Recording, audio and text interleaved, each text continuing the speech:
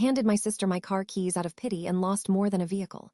She returned it trashed, towed, and with my trust gone for good that day. I should have never handed my car keys to my sister, Jenna, but at the time I felt bad for her.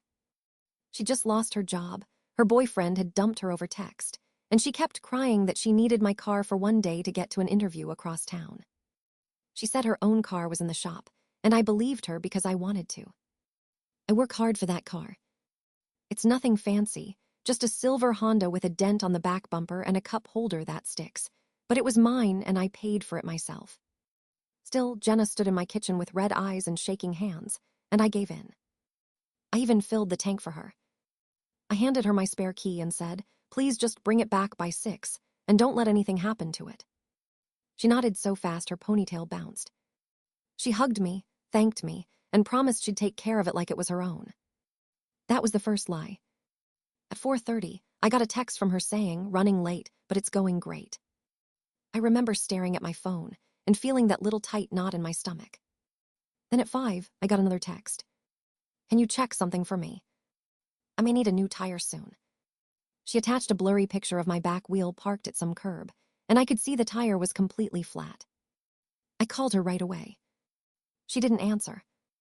I called again. Straight to voicemail. By 5:40, I was pacing around my apartment, looking out the window every 2 minutes like that would make her appear.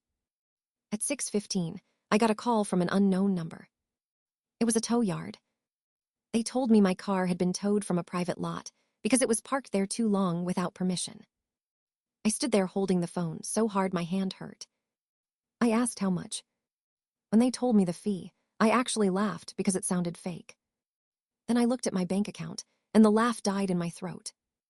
I had barely enough to cover rent. I drove my friend's old truck to the tow yard the next morning. The place smelled like hot metal and old oil. My car was sitting behind a chain link fence, muddy and sad, and there was a long scratch running down the passenger side door, deep enough to catch my fingernail. The front rim was bent. There was also a giant coffee stain on the seat, and some kind of melted candy glued to the center console. I just stood there for a second, staring at it, feeling my face get hot. Then Jenna finally called me back like nothing had happened. She started talking before I could even say hello. She said, "I know you're upset, but you don't need to freak out. I was doing you a favor by borrowing it, and things happen." I gripped the phone so hard my knuckles went white. I asked her why the car was in a tow yard and why it looked like someone had dragged it behind a truck. She sighed like I was being difficult. She said she had parked it at a restaurant after the interview, then went to meet a friend, and when she came back, it was gone. She also said the scratch must have happened while it was being towed, which sounded ridiculous even as she said it. Then the tow yard owner walked over and asked if I was the one who'd left the car in the lot all afternoon, while 2 women argued in it and ate lunch from the trunk. He said one of them had hit another car door while backing out, then left the scene. My stomach dropped so fast, I thought I might throw up. I called Jenna back and asked her what he meant. There was a pause. Then she muttered that she had met her friend Marisol for a little while. I said, "A little while. You had my car all day." She snapped back that if I trusted her more, I wouldn't be acting like this. That was the moment something in me just broke. I told her to bring me the keys, pay the tow fee, and hand over every receipt she had from the day. She showed up at the yard 2 hours later, wearing sunglasses even though it was cloudy. She wouldn't look at the car. She kept saying I was overreacting, that it was just a few scratches, and that family should help family.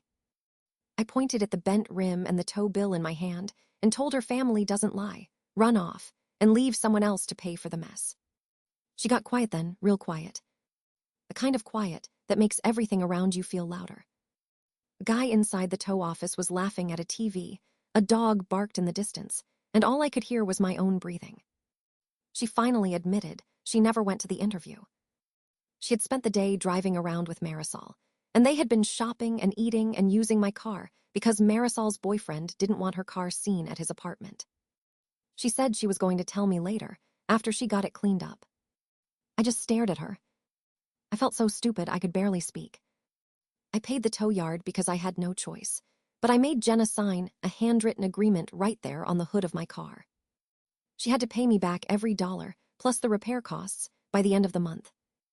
I also took her spare house key off my ring and told her she wasn't borrowing anything from me again, ever. She cried then, finally, but I didn't care anymore.